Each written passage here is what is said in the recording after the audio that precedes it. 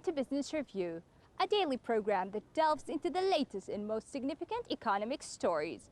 From stock markets to currency news, Business Review covers the most up-to-date developments in the global finance.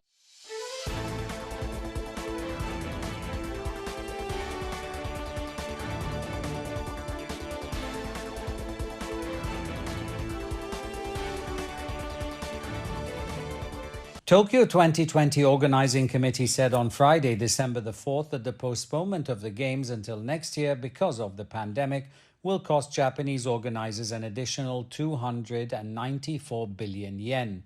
Organizers have been assessing the financial impact of the delay. According to organizers, Tokyo Metropolitan Government is expected to pay 120 billion yen, the Organizing Committee 103 billion, and the Japanese government 71 billion. The IOC have previously said they will contribute $650 million to covering postponement costs. This is separate from costs announced by Japanese organizers on Friday. Tokyo 2020 are also falling back on contingency fund of 27 billion yen. That's about $300 million, detailed in last year's budget.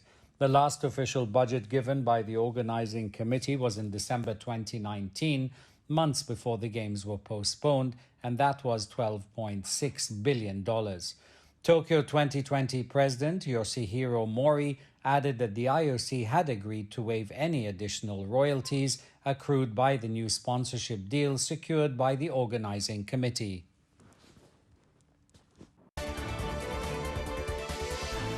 The status of Australia's Great Barrier Reef was moved to critical and deteriorating by a global authority in nature conservation on Wednesday as a result of coral bleaching caused by climate change. The International Union for Conservation of Nature said the World Heritage listed site of Australia's northeastern coast suffered worsening reef health and diversity of animals due to the bleaching events of 2016, 2017, and 2020. Rising sea temperatures and poor water quality are the two biggest threats to the Great Barrier Reef, which had lost more than half its coral in the past 3 decades. The Great Barrier Reef was World Heritage listed in 1981 by UNESCO as the most extensive and spectacular coral reef ecosystem on the planet. Chancellor Angela Merkel said on Wednesday, December the 2nd, after talks with German state leaders, Germany will extend restrictive measures designed to stem a new tide of COVID-19 infections until January the 10th. The measures, which had been due to expire on December the 20th, include keeping restaurants and hotels shut and limiting private gatherings to 5 people from 2 households. Merkel told a news conference another round of consultations would be held on January the 4th. While the daily rise in infection numbers has started to fall, Germany reported its highest single-day death toll on Wednesday since the start of the pandemic. Markus Söder, leader of the southern state of Bavaria, said the high number of deaths justified keeping restrictions in place until January. While Merkel has always been in favor of stricter lockdowns, many of the regional premiers who have the final say in Germany's federal system were opposed to that. This, however, is beginning to change. Restrictions on gatherings will be eased slightly to allow families to meet over the holiday.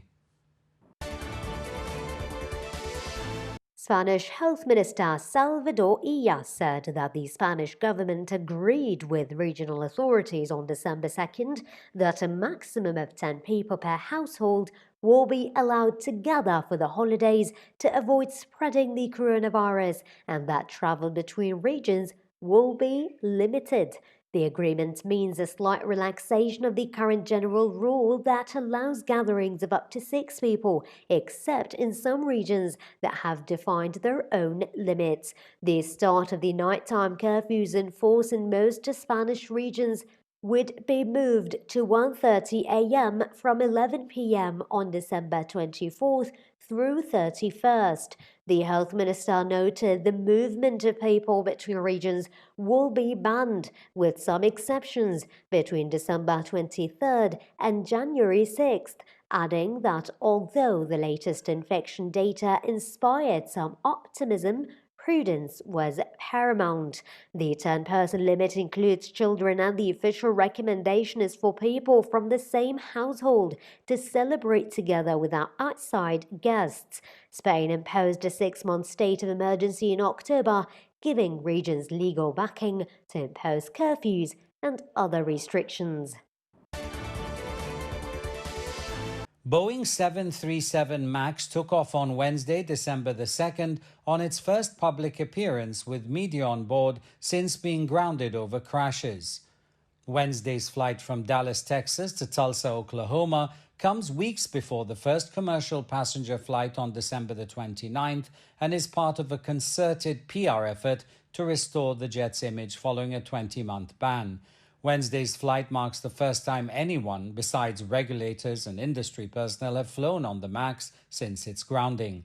Last month, the U.S. Federal Aviation Administration cleared the jet following design changes and new training. A smooth return to service for the MAX is seen as critical for Boeing's reputation and, of course, finances.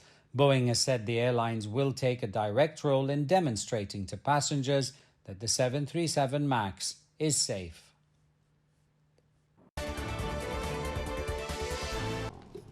With the early morning hours, Palestinian farmers are active in moving between citrus trees to pick fruits that have completed the ripening stages of oranges or clementine.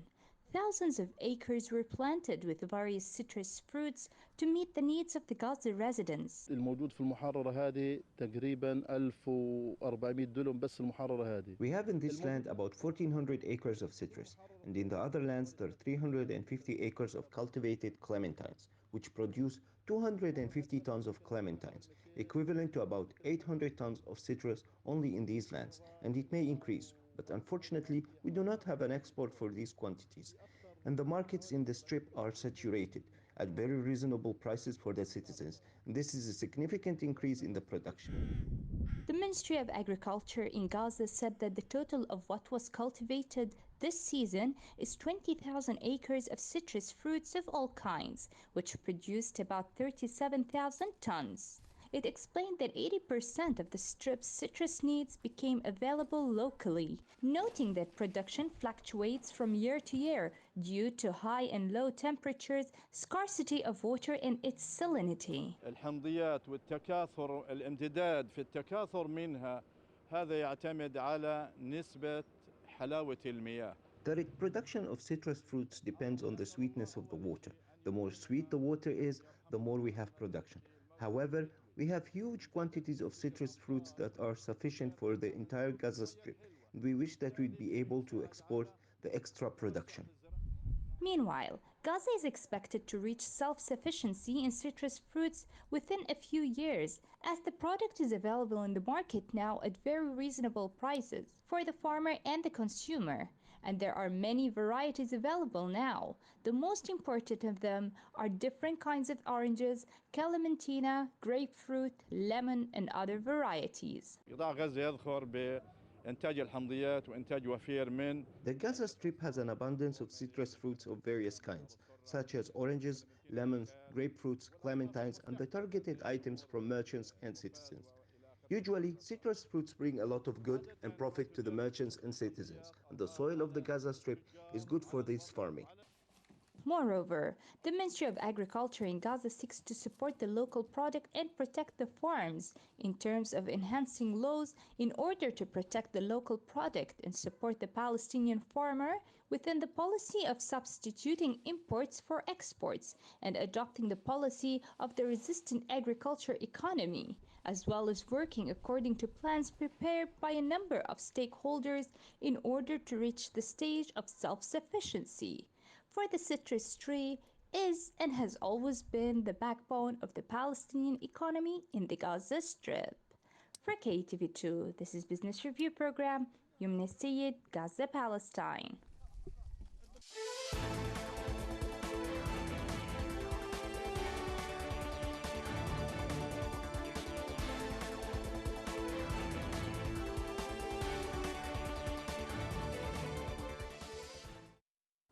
This has been Business Review, your daily source for the most critical financial stories.